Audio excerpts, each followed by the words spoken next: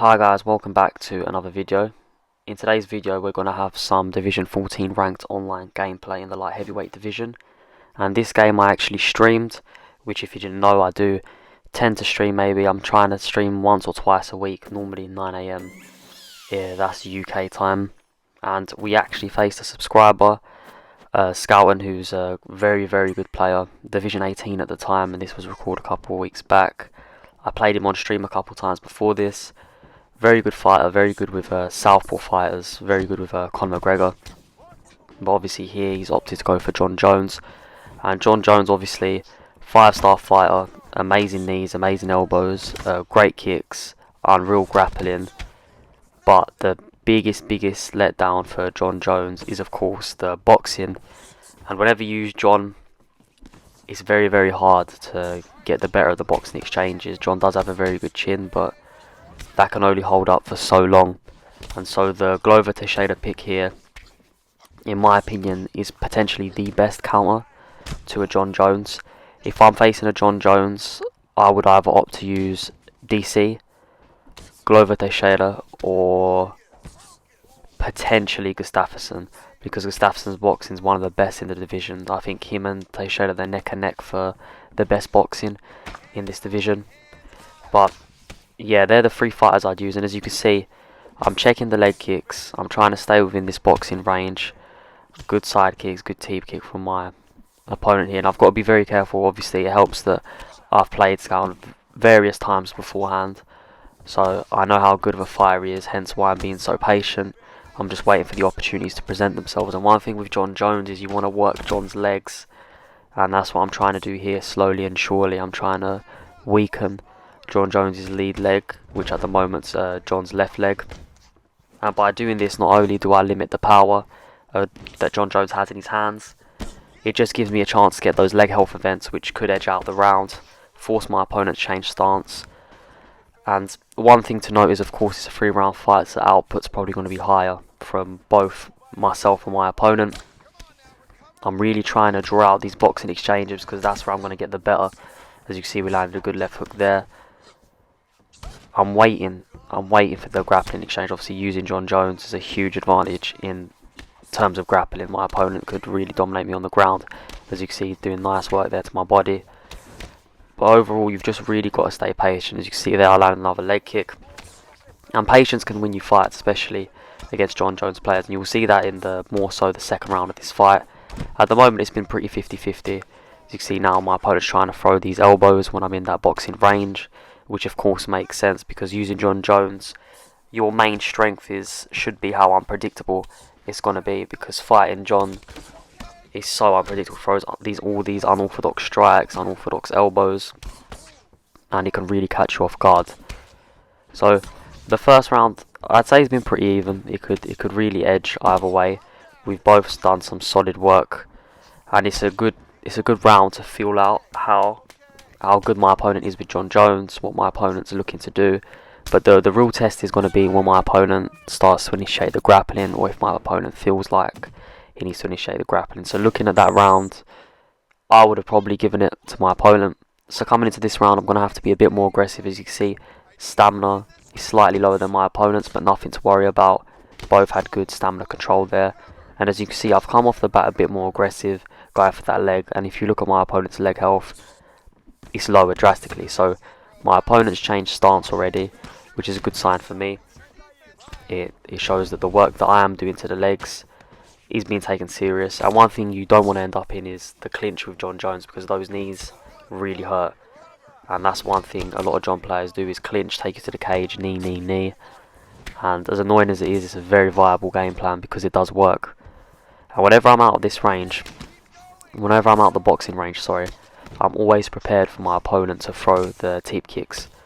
And my opponent switched back to orthodox, which is perfect because that's the leg that has the most damage, and it's something that I've taken note of. You've got to take notes of these little habits, and that can really win you fights.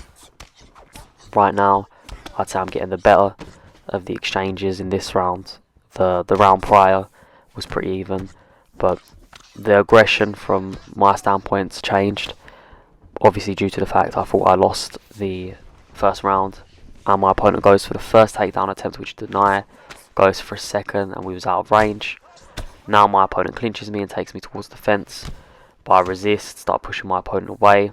I'm really not trying to go towards the fence, but in the end my opponent does a good job of backing me up against the fence, and somehow we get out of that, which was perfect because I didn't want my opponent to take my back. We get a good takedown denial here from the turning takedown, and then we go for a takedown ourselves, which my opponent denies. And this is going to drain my opponent's stamina now, denying these takedowns. Beautiful dodge there. I could see the head kick coming as my opponent's thrown numerous head kicks. I didn't expect the teep kick, but nevertheless a great dodge. And now that my opponent's trapped against the fence, we're really going to look to offload big power punches and see if we could potentially get a knockdown. Right now we are in the driving seat, we are applying pressure. As you can see, John's chin now is going to be very, very hard for my opponent to take a large flurry of punches, because the damage that my opponent's withstood right now is very high. And what I'm waiting for here is another takedown attempt. We haven't been taken down as of yet, which is very, very good, because had my opponent taken me down from the first attempt, we wouldn't have got all this damage. And now here we drop my opponent, and as you can see I tried to jump on top there to finish the fight, which didn't pan out. My opponent done a good job there throwing the upper kick to throw me off. Another knockdown. So this round could arguably easily be a 10-8 round just through the knockdowns coming here. And leg damage also, I'm waiting to attack and isolate that leg. And overall this has been a very, very good round. I think the stats are going to come up here now. And yeah, I'd say we both threw a similar amount of strikes, but obviously through the sheer damage done through mine, I would have won the round. And here you can see the stamina difference between round 1 and 2 was very even. I'd used a bit more stamina, and now because of the takedown denials and the knockdowns, my opponent's stamina has gone down considerably, and this puts me in a very good position here because my opponent now can't throw as many strikes. So if I throw 3 and my opponent throws 3, my opponent's going to be worse for wear in terms of stamina.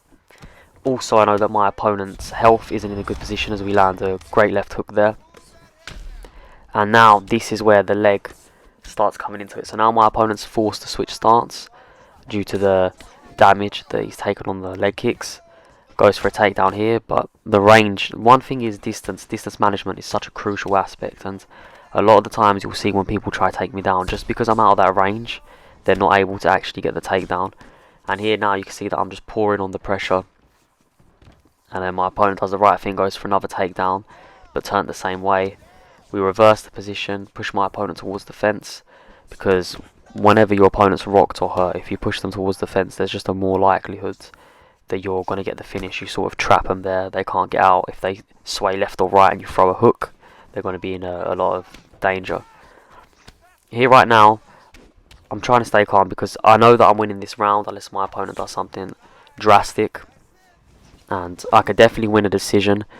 However, I'm pretty confident on going for the finish just because of how low my opponent's head health is. Again, my opponent goes for another takedown, turning the same way. We get a good deny, and my opponent's stamina at this point is just not in a good position. And again, my leg kick gets checked there, which results in a leg health event in favour of my opponent. And now my opponent's trying to throw leg kicks, and with 2 minutes left, my opponent really needs to look for a finish.